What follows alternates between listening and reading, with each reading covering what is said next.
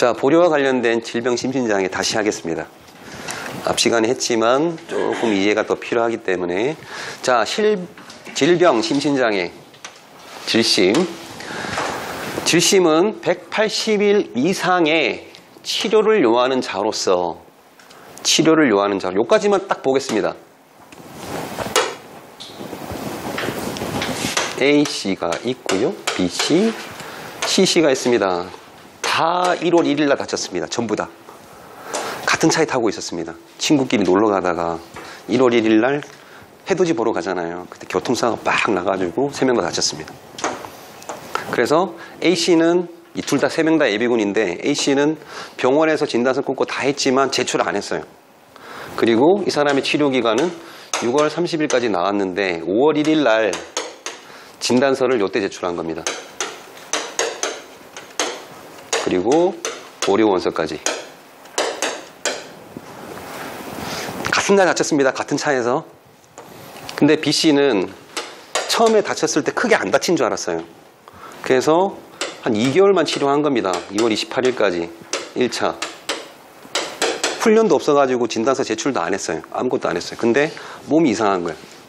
4월 1일 날 다시 병원에 갔더니 이 교통사고의 후유증으로 동일 병명으로 계속 치료가 필요한 게 6월 30일까지 필요하다는 게 확인된 겁니다. 4월 1일부터 훈련이 있어가지고 얘도 2차 진단서를 발급받아서 제출한 겁니다. 이때 보류원서까지 제출했습니다. 일단 모르니까 보류해둘지 않을지 모르겠지만 제출했습니다. C씨는 1월 1일부터 똑같이 3월 31일까지였고 얘는 5월 1일 날 똑같이 2차 진단서를 제출했습니다. 보류원서하고 여기 1차 진단서 제출했고요. 자, 요것만 딱 보시자고요. 질병 심신장애는 180일 이상의 치료를 요하는 자로서 딱 요것만 보시는 겁니다. 자, A씨 180일의 치료 기간이 필요합니까? B씨, C씨. 자, 이 사람들은 180일 이상의 치료 기간을 충족을 한 사람들이 맞습니다. 다친 날부터. 대신에 보류는 언제부터 해줘야 됩니까? 보류는. 자, 우리 원문만 보자고요. 원문만 딱 봤을 때 보류원서를 제출한 날부터 진단서상의 치료가 끝나는 날까지. 합병은 생각하지 마시고요. 합산 생각하지 마시고 순수하게 보류만 생각하자고요. 자, A씨는 언제부터 보류가 시작입니까? 1월 1일부터 보류가 시작입니다. 자, B씨는 딱 원문 봤을 때 4월 1일 날 제출했으니 4월 1일부터 보류원서가 제출이 됐으니까 이때부터 보류가 되는 겁니다. 근데 C씨는 5월 1일 날 제출했으니 5월 1일까지 되는 겁니다. A, B, C는 다 180일 충족했기 때문에 질병심신장애의 보류자 기간, 치료기간은 충족을 한 겁니다. 대신에 보류원서를 제출한 날짜가 1월 1일, 4월 1일, 5월 1일이니까 보류기간이 다른 겁니다. 치료기간은 다 똑같은 거예요. 보류기간이 다른 겁니다. 그런데 다목에 보면 최초 진단서의 병명과 같은 병명, 합병증, 연속으로 제출한 사람, 뭐 이거는 뭐 연속이 됐으니 끊어진 건 없지만 연속으로 제출한 사람은 없지만 어쨌든 연속했으니까 그건 당연히 해주는 게 맞겠죠.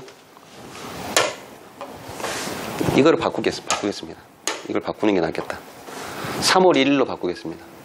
그럼 연속으로 제출한 사람이 되니까, 그죠? 3월 1일 쭉 해준 사람, 연속으로 돼 있는 사람들은 연속하여 치료를 받고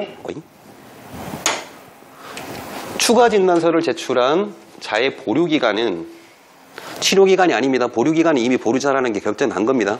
더 이상 치료기간 생각하지 마세요. 보류기간은 최초 진단서와 추가 진단서에 무엇을 합산합니까? 치료기간을 합산한다고 했습니다.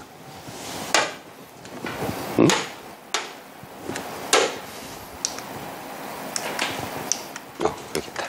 그래서 연속으로 제출한 B씨의 경우에는 1월 1일부터 2월 28일까지 3월 1일부터 6월 30일까지의 이 두 개의 진단서상에 있는 모든 치료기간을 다 포함시켜 준다는 겁니다. 그러면 이 사람의 보류기간은 언제부터입니까? 3월 1일부터가 아니고 1월 1일부터로 바뀌는 겁니다. 연속한 거기 때문에. 근데 보류원서 제출은 언제 했죠? 3월 1일 날 했잖아요. 그래서 합병증 동일병명의 경우에 추가 진단서를 제출했을 때는 첫 번째 진단서에서 보류원서를 제출하지 않았다 하더라도 합산을 해준다는 것은 보류원서를 제출한 것으로 본다라는 개념을 갖고 있는 겁니다. 그게 합산의 개념입니다. 연속. 자, 그리고 단서 조항에 있는 거. 최초의 치료기간이 종료가 되고 잔여훈련 부가 시에 잔여훈련을 부가 시에 추가 진단서를 제출한 경우에도 같다. 훈련을 부과하지 않았으면 어떻게 되는 겁니까? 훈련이 없습니다. 중간기간에 4월 달에.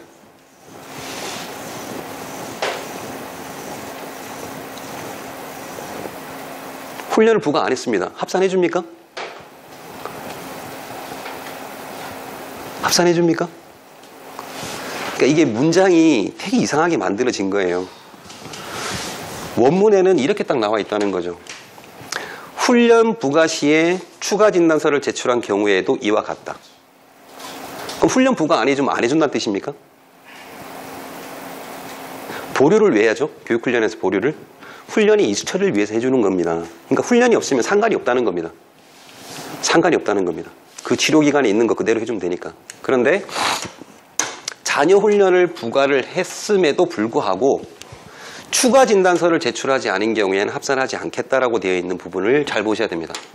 그래서 4월 1일부터 4월 30일까지의 기간 중에 1차 훈련이 부과가 된 경우와 2차 또는 3차 훈련이 부과된 경우를 딱 보자고요. 잔여훈련은 보충훈련으로 보라고 말씀드린 겁니다. 훈련이 부과됐습니다. 이 좌우에 있는 훈련들은 전혀 고려할 게 없습니다. 자, 만약에 여기 훈련이 부과가 됐습니다. 진단서 제출했죠. 뭐가 되죠? 연기 처리가 되는 겁니다. 그리고 5일부터 6월 30일까지 다시 보류 기간이 됐잖아요. 여기 훈련이 있으면 어떻게 되죠? 부과하고 이수 처리해주면 됩니다. 그런데 문제가 되는 건 이 공백 기간이거든요. 합병증이고 동일 병명인데 이 1차 진단서와 2차 진단서는 같은 병명인데도 불구하고 이 공백 기간에 훈련이 부과가 됐을 때 이걸 어떻게 처리할 것인가에 대한 것들을 원문에 넣어준 겁니다. 훈련이 없으면 전혀 문제가 없어요. 어차피 이 기간부터 보류가 되잖아요. 연기한 거 보류 처리하면 되거든요. 어떻게 처리할 것인가에 대한 문제를 공백 기간에 대한 걸 내어준 겁니다. 그래서 1차 훈련일 경우에는 잔여훈련이 아니잖아요. 그냥 이거는 이수 처리. 180일의 보류기간 1차 합병증에 대해서 합산을 해준다는 개념으로 그대로 보시면 됩니다. 이 합산의 개념은 여기에 나와 있는 3개월과 여기에 2개월을 더해준다는 개념이 아닙니다. 1월 1일 최초 진단서를 제출한 날부터 보류원서를 제출 안 했지만 그때부터 보류원서를 제출한 것으로 본다라고 이해를 하시면 됩니다. 그러면 1차는 당연히 무부를 하더라도 무부를 취소하고 이수 처리로 바꿔주면 됩니다. 그런데 보충훈련, 잔여훈련을 부과하였음에도 추가 진단서를 제출하지 않았습니다. 그러면 어떻게 한다고 그랬습니까? 1차 진단서의 기간과 2차 진단서에 있는 것을 합산해주지 않는다 그런 거거든요. 그러니까 앞에 1월 1일부터 이 사람이 치료를 받았다 하더라도 보류기간은 원래 원문에 있는 보류원서를 제출한 날부터 보류를 적용해준다. 보류자는 맞습니다. 5월 1일부터 6월 30일까지. 근데 보충훈련이 그 이전에 부과되고 진단서를 그 이전에 제출하지 않았으니까 이 사람은 그대로 무불 처리하고 보류는 이때부터 되는 겁니다. 자, 근데 2차 훈련은 보충훈련이잖아요. 이거 무불하면 어떻게 되죠? 3차 훈련 되잖아요. 5월 1일부터 6월 30일까지 3차 훈련이 부과되면 어떻게 됩니까? 연기 처리해줘야 됩니다. 보류 처리가 안 되기 때문에. 그 조항을 만들어준 겁니다. 실제로 질병과 심신장애로 관련해서 의사들하고 싸바싸바해서 가라 영수증, 가라 진단서를 끊는 사람이 많거든요. 그런 법적인 거를 막기 위해서 한 거예요. 죄송한데요. 네. 제가 이 부분을 이해하는 방식. 네, 말씀하십시오. 괜찮습니다. 잔여훈련을 부과하였음에도 추가 진단서를 제출하지 않은 것으로 합산한다. 그게 그 뒤에 그 추가 합병증이 난 그 진단서를 저는 이해했는데 그 문장으로 봤어요. 네. 동일병명 합병증. 그런데 앞에 거는 이미 진단서가 제출됐는데도 네? 합산 안 해주고. 훈련 부과됐는데 보충훈련이 부과됐는데 훈련 무단불참했습니다. 받았으면 상관없는 거잖아요. 그러니까 진단서를 아까 말씀하신 것 중에 1월 1일부터 훈련 때, 그러니까 그때 진단서 제출했고, 네. 지금 뒤에 거 진단서 제출 안 한 건데 왜 앞에 거를 인정을 안 해주는 건지. 인정해줄 이유가 있습니까? 진단서 제출했죠. 1차 진단서 연기 대상이잖아요. 네. 3월 30일로 연기 사유가 끝났잖아요. 훈련 부과됐습니다. 2차 훈련 무불했습니다. 이 사람 왜 무불했는지 우리가 알 수 있나요? 그런데 그러니까 추가 진단서 후반기 거 5월 1일부터 거를 제출 안 했다고 했지 않습니까? 아니 5월 1일 제출 안 한 게 아니고 내가 2차 훈련이 있으면 내가 이 훈련을 못 받는 이유가 질병 때문이라면은 당연히 연기 처리를 하기 위해서든 보류 처리하기 위해서는 병원을 가야 되잖아요. 예비군 지휘관이 받은 건 이 사람은 3월 31일 날 치료가 끝난 겁니다. 제가 이해한 것은 합산하지 않는 구역 구간이 5월 1일부터 6월 30일까지 아닌가 해서 여쭤봅니다. 아니 이건 보류기간입니다. 보류원서를 제출한 그 진단서인데 어떻게 거기에 진단서인데 보류를 처리해줍니까? 네? 제출 안 한 진단서가 추가 진단서인데 다시 얘기하겠습니다. 앞 시간에 마지막에 얘기했던 거 다시 한번 떠올려 보겠습니다. 이 시간 시작할 때 얘기했던 거. 자, 5월 1일부터 6월 30일까지의 추가 진단서를 제출했습니다. 근데 이 진단서에 예? 제출 안 했다고요? 1차 진단서를 제출 안 했다고요. 아니요, 여기 문맥상으로 봤을 때 자녀 훈련을 부과했음에도 불구하고 추가 진단서를 제출하지 않은 경우, 이 추가 진단서라는 게 훈련을 부과하고 제출하지 않은 경우는 언제까지, 훈련이 만약에 4월 15일 날 있습니다. 언제까지 제출해야 됩니까? 훈련이 부과가 되어 있으면 4월 15일로 훈련 날짜가 언제까지 제출해야 되죠? 연기는 이틀이고 보류는 14일. 아니요 14일 전에 제출해야죠. 이까지 제출해야 되는데 제출 안 했지 않습니까? 훈련 끝나고 제출한 거지 않습니까? 원문의 내용이 맞습니다. 원문은 네. 자녀 훈련을 부과하였음에도 추가 진단서를 제출하지 않은 경우에는 합산하지 않는다. 근데 추가 진단서는 아까 뒤에 그 5월 1일 이후에 날짜를 진단서를 말하는 거지 않습니까? 그걸 어떻게 미리 알고 제출? 지가 아픈 건데 지가 제출해야죠. 그만이 아니라 5월 1일부터 6월 30일까지의 진단서인데. 자, 그러면 이렇게 생각하면 쉬울 겁니다. 만약에 이 문장이 없으면 어떻게 되는지 아십니까? 이 문장이 없으면 이렇게 되는 겁니다. 1월 1일부터 3월 31일까지 다쳤고 1차 진단 제출했고 중간에 공백입니다. 무단불참했습니다. 3차 훈련이 돼서 이제 고발 대상자가 되겠죠, 그죠? 무단불참하면. 근데 5월 1일 날 진단서를 제출한 겁니다. 가라로. 근데 여기에 나와 있는 치료 기간은 5월 1일이 아니고 4월 1일부터라 하더라도 이건 받아주지 않겠다는 겁니다. 추가 진단서에 4월 1일 적혀 있어도 인정 안 해주겠다는 겁니다. 뭘 제출 안 했으니까? 추가 진단서를 제출 안 했으니까. 아니, 진단서를 끊을 때 4월 달에 못 끊지 않습니까? 그래, 다시 원칙을 말씀드리겠습니다. 4월 1일 날 왜 못 끊습니까? 자기가 끊을 필요가 없었잖아요. 그 훈련 부과되고 통지서 다 받았는데도 불구하고 이 훈련에 대해서 자기는 받을 의도가 없었지 않습니까? 그러니까 그렇게 되니까 추가해주지 않는 부분이 5월 1일부터 6월 30일까지 진단서를 안 냈으니 저거를 추가 안 해주는 게 맞죠? 아니죠. 오늘은 4월 15일입니다. 오늘은 4월 15일입니다. 훈련 부과가 됐습니다. 어떻게 5월 1일을 미래를 예측하시죠?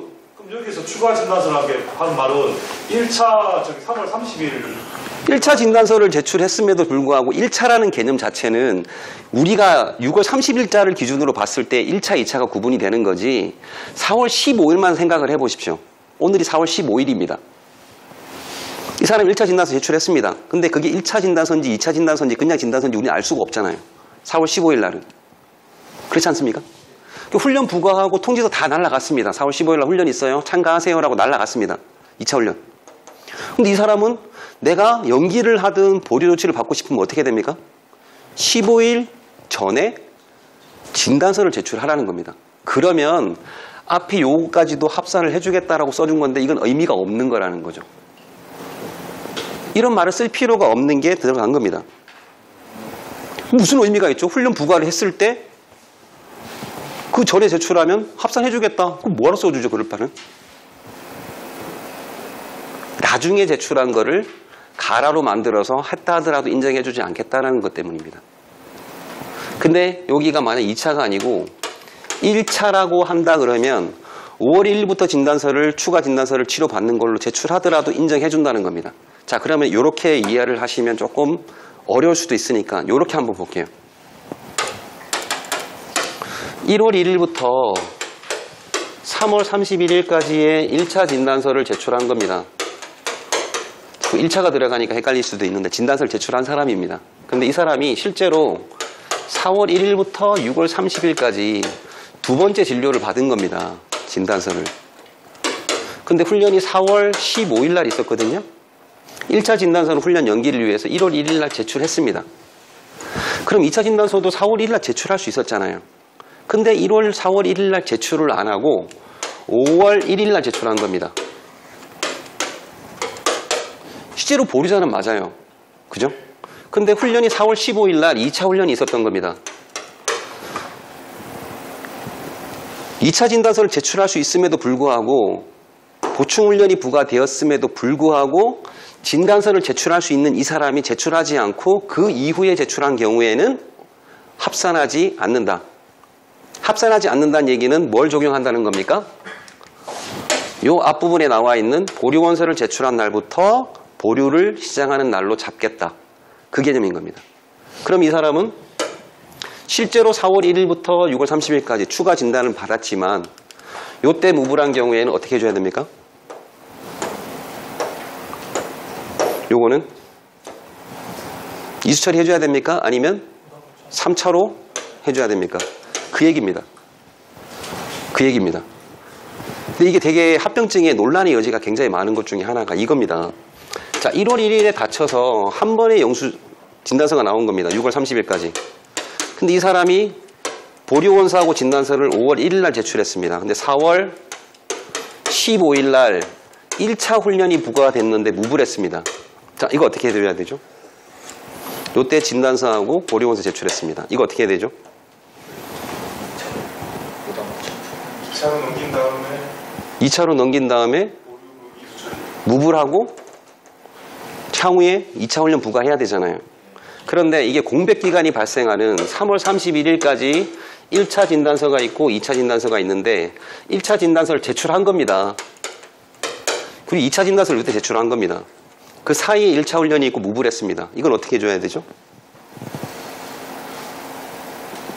이수 처리해준다는 겁니다. 연속됐을 때는 이수 처리를 안 해주는데 끊어졌을 때는 이수 처리해줍니다. 왜? 1차 진단서를 제출한 이 시기는 보류원서를 제출할 수 없었기 때문에 합산을 해준다는 개념은 요때 보류원서를 제출한 걸로 본다라는 개념이란 겁니다. 합산의 개념이. 그런데 1차 훈련이 아니고 2차 훈련부터는 네가 했는데 4월 15일보다 이전에 추가 진단서를 제출하지 않으면 요 1월 1일부터 한 걸로 인정해주지 않겠다. 그래서 네가 보류원서를 제출한 날부터 보류가 되는 거기 때문에 5월 1일이 보류 시작되는 날이다. 그래서 이거는 차수가 증가할 수밖에 없다라는 얘기가 된다는 겁니다. 더 혼란스럽습니까?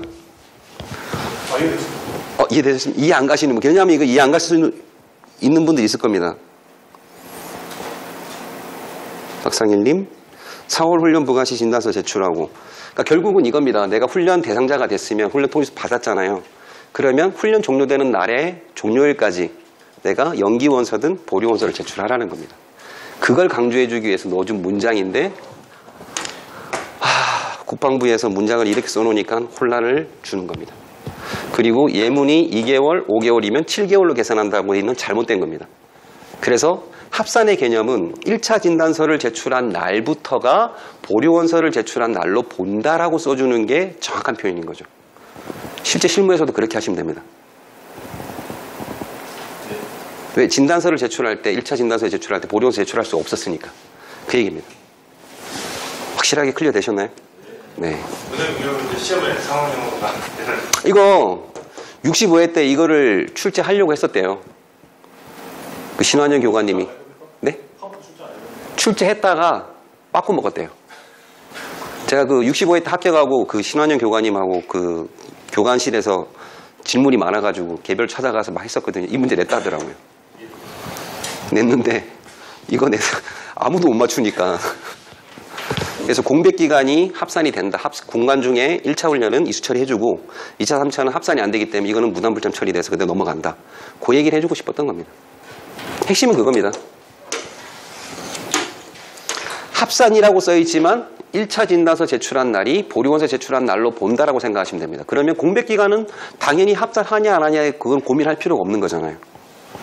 그래서 잘못 써진 겁니다. 제가 신한현 교관님하고 싸웠던 건 아닌데 저도 교육생이잖아요. 부인교육 간 사람 앉아서 질문했습니다. 종료 후에 잔여훈련 부과하고 추가 진단서니까 공백이 1개월이라도 있는 거 아닙니까, 교관님?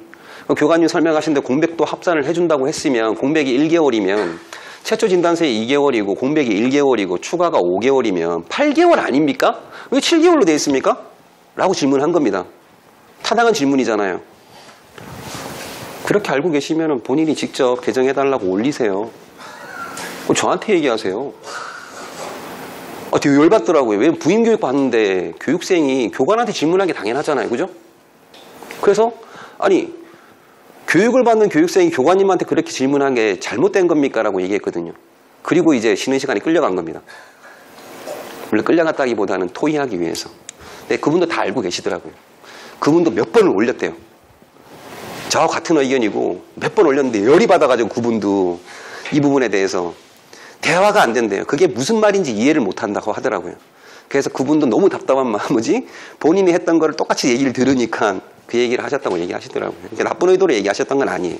그래서 그렇게 이해하십시오. 예문이 잘못 들어가 있다. 차라리 예문을 지웠으면 아니면 합산이란 개념이 아니고 최초 진단서를 제출한 날부터 보류기간을 산정한다라고 써줬으면 더 정확한 표현이 됐다는 거죠. 아쉬운 부분입니다. 자, 여기 되셨죠? 네. 따랑 치료기간은 진단서에 명기된 기간으로 하되 진단서 해석은 별도의 시작기점 미명시한 경우에는 진단일.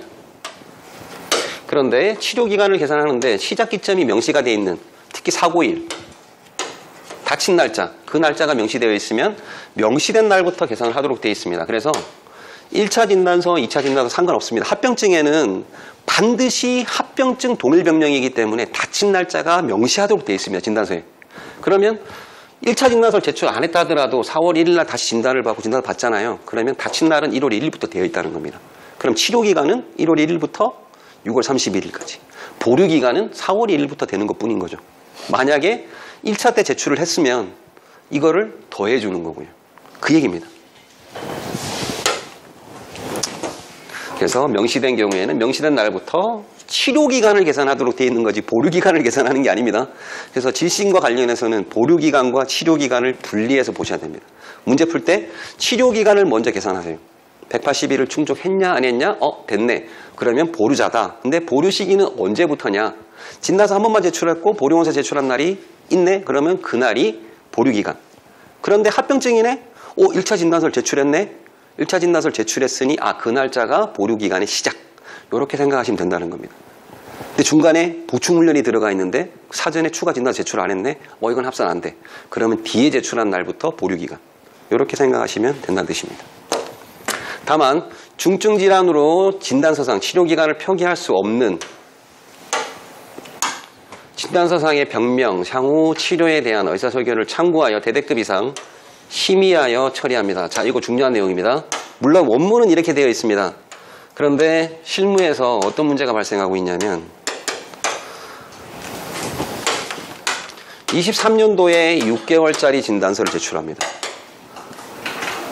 그리고 24년도에 끊어져서도 제출하는 겁니다.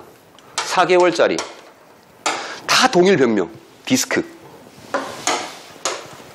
또 25년도에 6개월짜리 또 제출한 겁니다. 자, 이 사람 어떻게 할까요? 동일 병명에 따라서 치료기간이 연속된 걸로 중간에 공백이 있고 2차 훈련 없었으니까 다 계속 보류 잡아줄 건가요? 보류 조치는 예비군 지휘관이 하도록 돼 있잖아요. 이거 예비군 지휘관들이 보류 조치를 해줘야 될 사항입니까? 이거 실무에서 진짜로 있습니다. 가장 만만한 게 진단서거든요. 자, 이럴 때 어떻게 해야 될까요? 실무적으로. 이거 심의 태우셔야 됩니다. 왜 그러죠?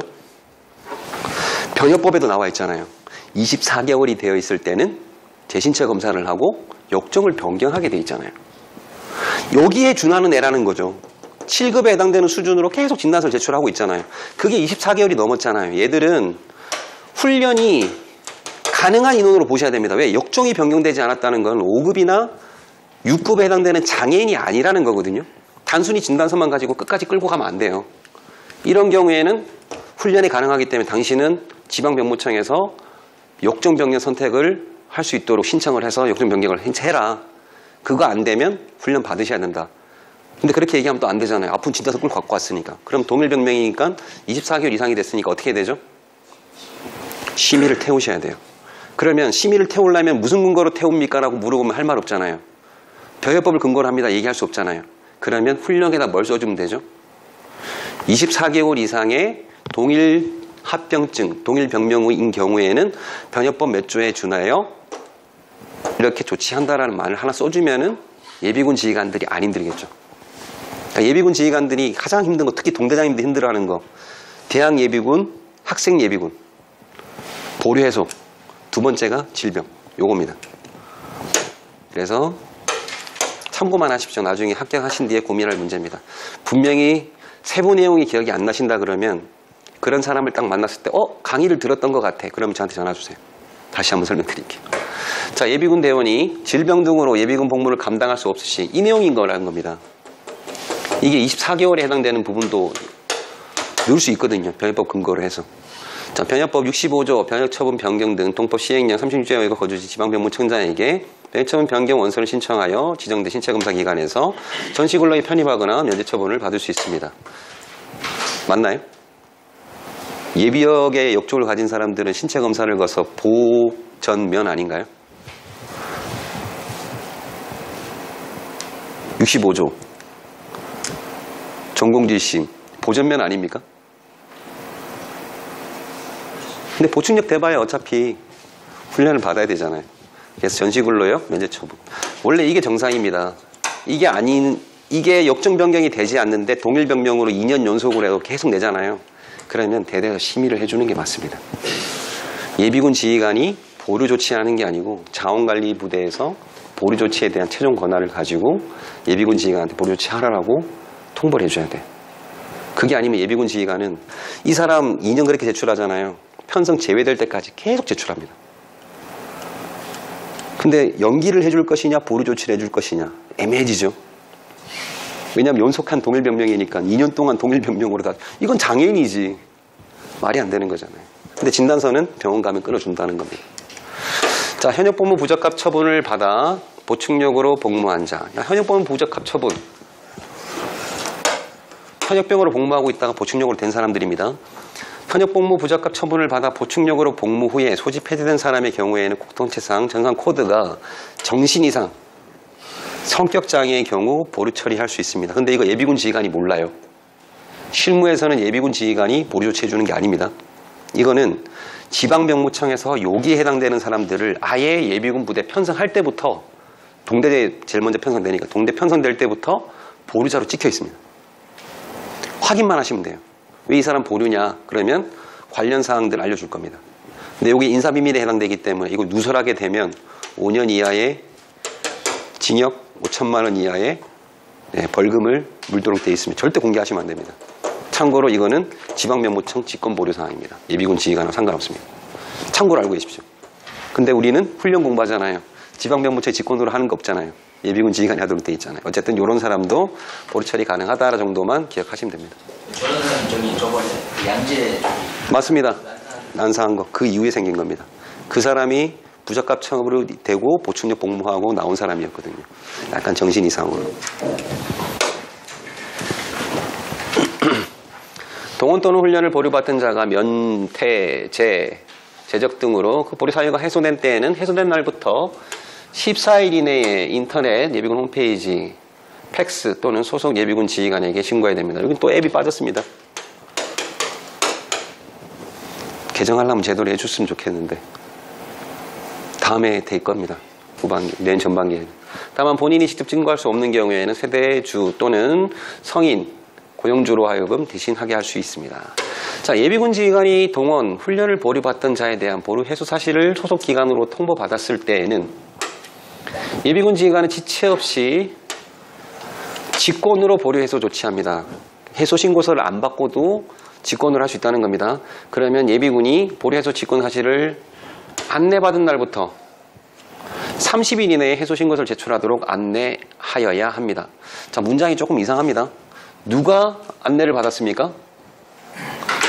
예비군이 직권 처리 사실을 안내받은 날부터. 내가 어제 해당 소속 기관으로부터 통보를 받았다 하더라도 내가 예비군 대원한테 통보한 게 오늘이라 그러면 오늘 기준으로 30일이 되는 겁니다. 그럼 이 사람 보리 해소 신고 안 했다고 고발해야 됩니까? 안 해야 됩니까? 애매하죠? 애매하죠? 최초 통보받은 날이 14일을 초과했으면 고발하셔야 됩니다.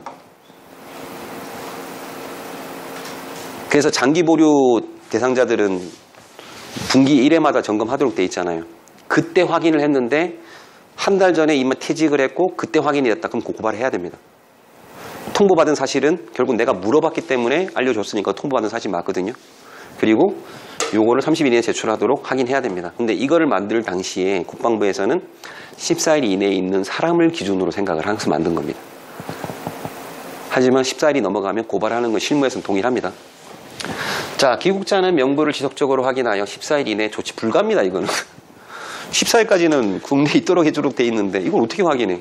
출국한 날은 그거 하도록 돼 있는데 어쨌든 오류는 있지만 14일 이내에 보류 해소 조치를 해야 됩니다. 자료가 미비한 경우에 조회 처리할 수 있습니다.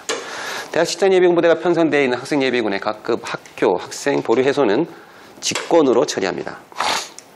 휴학, 졸업, 유급, 면직, 퇴직, 신고된 기간 만료 등 보류 사유, 해소 사실이 명백한 경우는 기관 직권으로 해소할 수 있으며 이 경우 관련 근거 등 기록하고 보류 해소 사실을 당사자에게 통보합니다.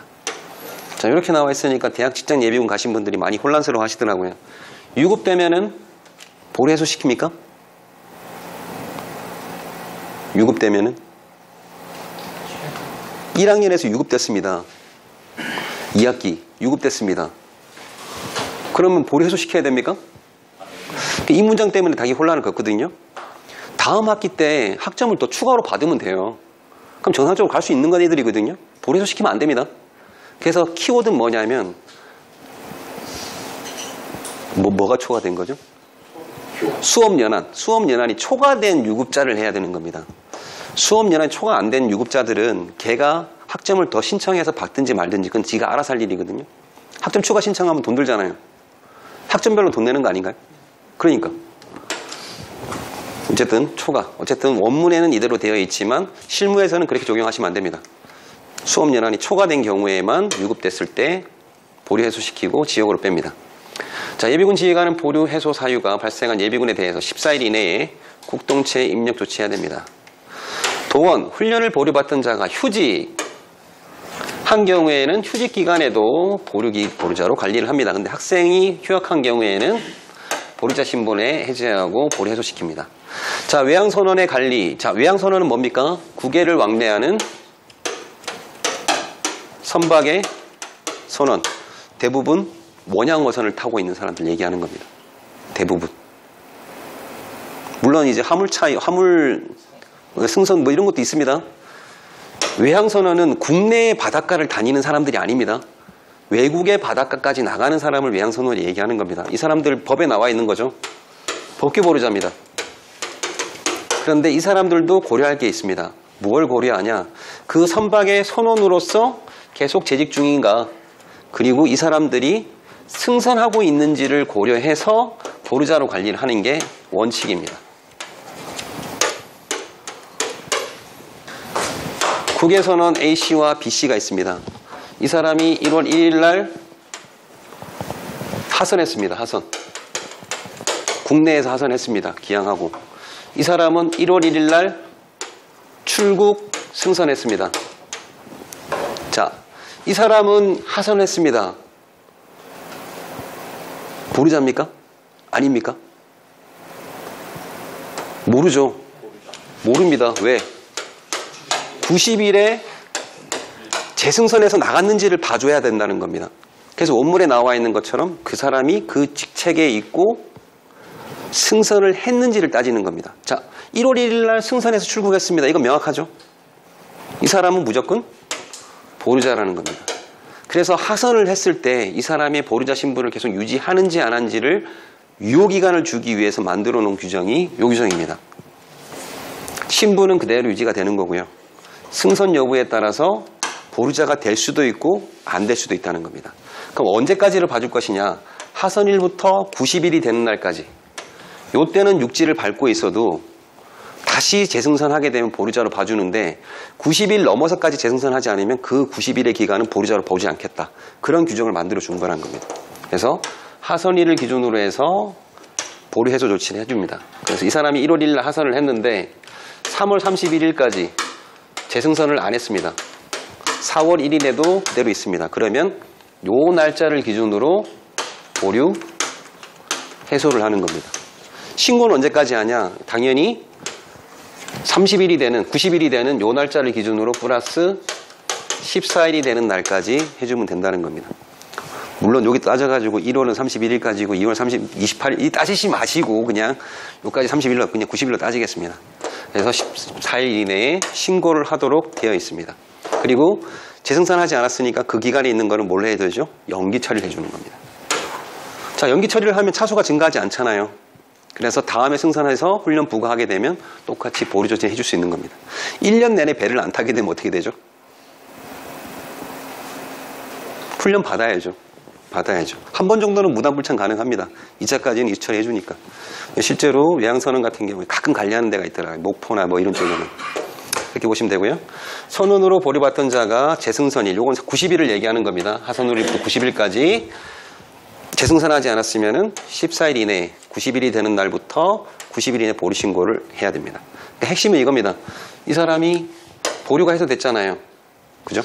4월 1일까지도 배를 안 타고 있는데 5월 1일 날 갑자기 승선해서 출국했습니다. 그럼 어떻게 됩니까? 5월 1일부터 다시 보류자로 관리하는 겁니다. 그래서 90일이라는 거는 그 육지를 밟고 있는 기간 중에 보류 혜택을 줄 것이냐 연기로 적용할 것인가를 따지기 위해서 만들어진 유예기간이라 생각하시면 됩니다. 다시 배를 타고 나가면 보류자가 시작되는 겁니다. 문제 많이 풀어보셨을 거니까 이해가 되셨을 거로 이해됩니다. 자, 여기까지 보류. 궁금하신 거. 보류와 관련해서 지심은 어느 정도 해결된 것 같고요. 365일과 관련해서는 무조건 교육훈련이다 라고 생각을 하십시오. 문제에 직권보류든 보류 대상자든 이렇게 나오면 교육훈련이라 생각하고 365일 됐을 때 보류자다 생각하시고 문제 푸시면 문제가 없을 겁니다. 실제로 오류입니다. 교육훈련 보류자라고 명확하게 써줘야 되는데 그렇게 써주지 않더라는 거죠. 자, 없는 걸로 알고 계속 진행하겠습니다. 자, 보류자 훈련 시간 적용. 훈련예행부 보류기간에 부과된 해당 연도 훈련의 1차, 2차 훈련에 대해서만 보류 조치를 합니다. 보류기간은 보류 사유가 발생한 날부터 해소한 날까지 상정하며 보류 조치한 훈련은 이수한 것으로 간주합니다. 이거는 대원칙을 적어놓은 거라 생각을 하십시오. 통상 이거는 뭐에 해당됩니까? 복귀 보류자하고 전면 보류자에 해당되는 사항이지 일부는 이거 적용되는 건 아니거든요.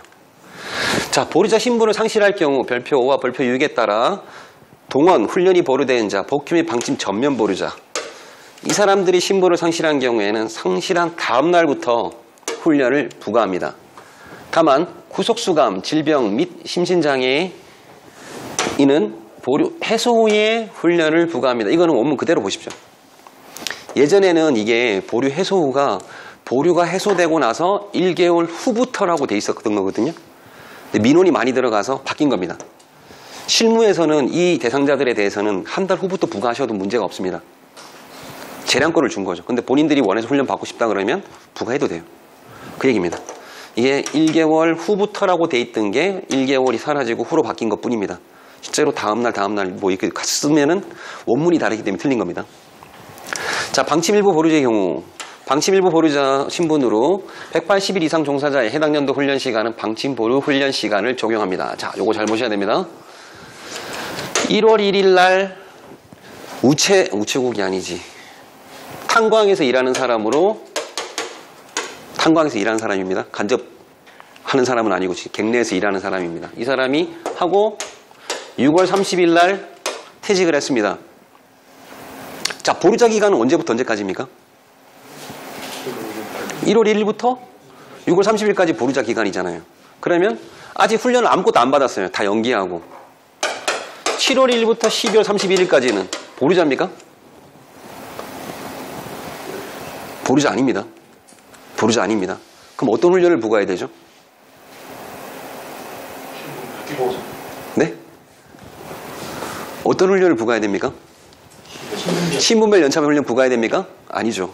180일 이상의 종사자에 대해서는 해당 연도 훈련 시간은 방침보류 훈련 시간을 적용하도록 되어 있습니다. 정확하게 표현하면 이 시간을 넣으면 안 되죠. 뭘로 해야 되죠?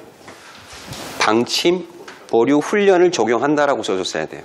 보루자 신분은 아니지만 해당 연도에는 방침훈련 훈련을 적용한다라고 해줘야지 정확한 표현인데 시간이 들어간 겁니다. 틀린 게 아닙니다. 고민 안 하셨던 걸 고민하기 시작했나요? 네, 상관없습니다. 어쨌든 잘못된 부분 중에 하나 이것도 고쳐야 되고요. 180일 미만 종사자 중 부과된 훈련에 대해 이 수환자는 방침 보류 시간을 적용하지 않고 신분과 연차에 의한 훈련 시간을 적용합니다. 자, 보류자 신분으로 전환될 경우 복규 방침 보류자가 해당 연도 2차 훈련부터 무단불참한 훈련과 보류되기 이전에 이수하지 않은 연도 2월 훈련은 자, 2월 훈련과 뭘 생각하면 됩니까? 3차 훈련이라 생각하시면 더 쉽습니다. 3차 훈련 대상자와 연도 2월 훈련 대상자는 보류자 신분이 된 후에도 계속 부과를 하는 겁니다. 끝까지. 그런데 다음의 경우에는 조금 다릅니다. 국외 여행, 체류 중인 경우에는 귀국 후에 부과해야 됩니다. 자, 2월 훈련 대상자가 훈련 생성이 되어 있습니다. 3차 훈련 대상자입니다. 국외 출국했습니다. 훈련 부과할 수 있습니까? 자, 10월 15일 날 2차 훈련이 있었는데 무불했습니다. 그리고 이 사람이 11월 1일부터 출국을 해버린 겁니다. 훈련 주기는 11월 15일 날 있었습니다. 부과할 수 있는 훈련 주기는 있었습니다. 부과해도 됩니까? 부과하면 안 됩니다. 왜 안 되죠? 훈련이 나와 있잖아요. 국외 여행 치료 중인 사람은 귀국 후에 부과를 해야 되는 겁니다. 그래서 11월 15일 날 훈련이 있다 하더라도 여기에 부과하지 않아도 행정착오가 아니라는 겁니다. 정상적인. 오히려 여기도 부과하게 되면 뭐가 되죠? 행정착오는 아니에요. 행정착오는 맞는데 어차피 훈련은 뭐 유수할 필요는 없는 거니까 연기 처리할 거잖아요. 그냥 감점 때리고 맙니다. 그러니까 편하게. 그리고 국외에 이 사람이 귀국하잖아요. 예를 들어 귀국을 11월 1일 날 귀국했다고 하면 국통재상이 언제 뜨냐면 11월 3일에 뜹니다. 근데 훈련이 11월 2일 날 있었잖아요. 당신 왜 훈련 부과 안 해서 지적받는다니까요. 어떻게 알아? 국통재상에 귀국자락이 떠야지 부과를 하든지 말든지 하잖아요. 그래서 이렇게 지적을 안 받기 위해서 부과를 하는 경우도 있긴 있습니다. 참고만 하시고요. 어쨌든 우리 시험 문제가 우선이니까 3차 훈련과 2월 훈련은 국외에 있을 때는 부과하면 안 됩니다. 귀국 후에 부과하셔야 됩니다. 국외를 왕래하는 선박의 순원 하선 후에 부과해야 됩니다. 자, 경찰학교, 소방학교 아닙니다. 경찰학교에 재학 중인 사람은 해당 과정을 이수한 후에 부과를 해야 됩니다. 자, 그리고 라항 보십시오. 국가유공자, 보훈 대상자, 선정된 사람에 대해서는 선정되기 전에 부과한 훈련은 이수된 것으로 처리합니다. 그러면 이거 이후에 그 이전에 부과한 훈련이 없으면 어떻게 해야 되죠? 방침 전면 보루자니까 부과하고 이수 처리해주면 되는 겁니다. 부과한 게 있을 경우에는 그 이전 거를 이수 처리해주면 됩니다. 자, 여기에 해당되는 거는 3차 2월 훈련 다 해당되는 겁니다. 자, 2항 해당 연도 방침보류 신분 이전에 이수한 훈련이 방침보류 훈련 시간보다 많거나 같은 경우에는 기이수한 훈련 시간으로 종결 처리하고 적은 경우에는 남은 시간만 부과합니다. 이게 뭐 말은 되게 어렵게 써있지만 결론은 뭡니까? 병 5년차를 생각하면 쉽습니다. 병 5년차. 자, 이수한 훈련 시간이 방침 훈련 시간보다 많거나 작은 경우. 자, 철도에 직접 조작하는 기관사 작게 몇 번? 한 번이잖아요. 그럼 6시간이잖아. 근데 이 사람이 전반기 때 병 6년차인데 전반기 때 기본훈련을 이수했습니다. 기본훈련 8시간 이수했습니다. 근데 방침보류 훈련 시간 받아야 될 거는 작게 6시간이잖아요. 한 번만 받으면 이미 8시간 받아버렸으니까 많잖아요. 그 많은 그 기본훈련으로 기이수한 훈련 시간으로 종결 처리하면 됩니다. 근데 적을 경우도 있습니다. 반대로. 전반기에 작게 훈련 6시간만 이수를 했는데 이 사람이 교수가 된 겁니다. 그러면 기본 훈련을 받아야 되잖아요. 몇 시간 부족하죠? 2시간이 부족한 겁니다. 그러면 2시간만 기본 훈련을 부과하면 되는 겁니다. 근데 이 사람이 기본 훈련을 2차까지 무브를 했습니다. 무브를 하고 전반기 작게 훈련을 받았습니다. 그리고 기간사가 됐습니다. 기간사 6시간 받으면 되잖아요, 작게. 근데 작게 훈련 6시간 받았습니다. 끝나야 되는데 기본 훈련 2차를 무브를 했으니 3차 대상이 됐잖아요. 요거는 위의 조항에 따라서 끝까지 부과를 해야 됩니다. 방침 일부도 아니고 방침 전면도 아닙니다. 법규 및 방침 보류자입니다. 여기에 방침 전면 쓰면 틀린 겁니다. 방침 일부서도 틀린 겁니다. 근데 그분이 교관 출제원으로 들어가면 그런 문제를 잘 내더라고요. 방침 일부에 일부 빼고 전면 빼고 없는 데다 전면 붙이고 일부 붙여서 오답을 내는 경우가 있더라고요.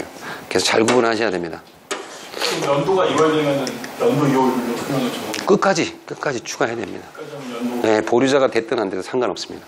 무조건. 아까 1번 그 가항 사항에서도 아까 예를 들었던 것 중에 하나가 10월 15일에 2차 무브라고 11월 1일에 출국을 했고 그러면은 이제 그 다음 연도에 그 인원이 만약에 뭐 2월 3일이라도 2월 된 훈련을 부과하는 거죠. 2월 훈련으로 네, 귀국한 후에. 그래서 그걸로 감점을 좀 받긴 하는데 불합격 수준은 아닙니다. 불합격 수준은 아니니까 그렇게 하시면 되고요. 해당 연도에 방침 일부로 보류되기 이전에 2차 훈련부터 부과된 훈련을 무단불참한 경우 3차 훈련 대상자죠. 보류자로 전환된 후에도 무단불참한 훈련은 동일 훈련 유형으로 차수를 증가해서 부과합니다. 3차는 끝까지 추적해서 부과하라는 겁니다. 자, 다만 무단불참한 훈련 시간이 방침 보류 훈련 시간보다 많은 경우에는 무단불참한 훈련 시간을 적용하면 됩니다. 기본 훈련을 2차까지 무단불참하고 방침 일부에 있는 기간사가 됐습니다. 그러면 기본 훈련 8시간 부과하면 되는 겁니다. 3차 훈련으로. 그 얘기입니다. 무단불참한 훈련이 방침 보류 훈련만 적은 경우 작게 훈련을 6시간을 2차까지 무브를 했습니다. 근데 교수가 됐습니다. 그러면 6시간도 받아야 되고 2시간도 받아야 되고 그 얘기입니다. 무단불참한 훈련을 부과하고 자녀 시간은 보류 직종별 이수해야 하는 훈련 시간으로 추가 부과합니다. 그러니까 내가 6시간 다 충족했다 하더라도 작게도 받고 작게만 받는 사람이 돼야 되는데 기본 훈련을 2차까지 무브를 했으면 이건 3차이기 때문에 이거 상관없이 무조건 받아야 되는 겁니다. 3차는. 그렇게 정리하면 쉽습니다. 사항. 법규 방침 전면 보류자가 방침 일부 보류자 신분으로 전환 시 외국 유학 복귀 후 학생 복학 등. 자, 외국 유학을 갔습니다. 이 사람 법규 보류자입니까? 방침 일부 보류자입니까? 우리 학교 학생인데 교환 학생으로 간 겁니다. 1년 동안. 그게 출국을 했습니다. 네, 법규죠. 네, 법규 보류자로입니다. 실제로 보류 조치를 법규 보류자로 조치해주면 기본 훈련을 이수 처리해줘야 됩니까? 신분별 연차별 훈련을 부과하고 이수 처리해줘야 됩니까? 자, 그럼 반대로 여쭤볼게요. 학생 예비군 대대에 있습니다. 교환 학생으로 갔습니다. 학생 예비군에서 빼내서 지역 예비군에 편성해야 되나요? 아니면 대학 예비군 그대로 데리고 있어야 되나요? 데리고 있으면서 신분차. 그렇게 하시면 됩니다. 네, 그 얘기입니다. 실제로는 걔가 유학을 갔는지 안 갔는지 우리가 알 수 있나요? 근데 학생인데 그게 출국으로 돼 있잖아요. 그것만 따진다는 겁니다. 그러면은 대학 예비군 지휘관들은 어떤 실수를 하냐면 기본 훈련을 부과하고 365일에서 이수 처리해버린다는 겁니다. 아닙니다. 국외 출국 365일은 신분별 연차별 훈련 이수 처리하셔야 됩니다. 기본 훈련, 보류자에 해당되는 훈련을 이수 처리해 주는 게 아닙니다. 법규 보류자이면서 방침 보류자가 될 수 없습니다. 이걸 해소하고 법규 보류자 처리해 줘야 됩니다. 실제로 최종 이수 처리할 때 그렇게 할 수밖에 없습니다. 하지만 국동세상에 기본 훈련 부과되어 있는 게 사라지지 않기 때문에 그거를 바꿔주셔야만 행정 처리가 최종적으로 끝나는 겁니다. 참고하십시오. 자, 이수 처리하고 이수 처리한 훈련 시간, 방침 훈련 적거나 적은 경우 적은 시간만큼 부과하고 많거나 같은 경우에는 종료 처리합니다. 병 5년 6개차로 생각하시면 쉽고요. 예비군 지휘관 지휘자는 국동체를 이용하여 해당 예비군 부대 훈련 주기에 따라 1차 또는 2차 훈련 대상으로 입력 후에 훈련 결과를 합니다. 앞부분에 이런 1, 2차가 없었던 거 하나 있었죠. 해당 연도에 한 해. 그래서 해당 연도에 한 해라는 표현이 있으면 그냥 그 문장은 맞다. 1, 2차가 없어도. 그렇게 맞게 풀이하시면 됩니다. 자, 보류자 관리는 요거는 요까지 하고 아니지 그냥 휴식하셨다가 요거 하고 보루자 표까지 이어서 하도록 하겠습니다.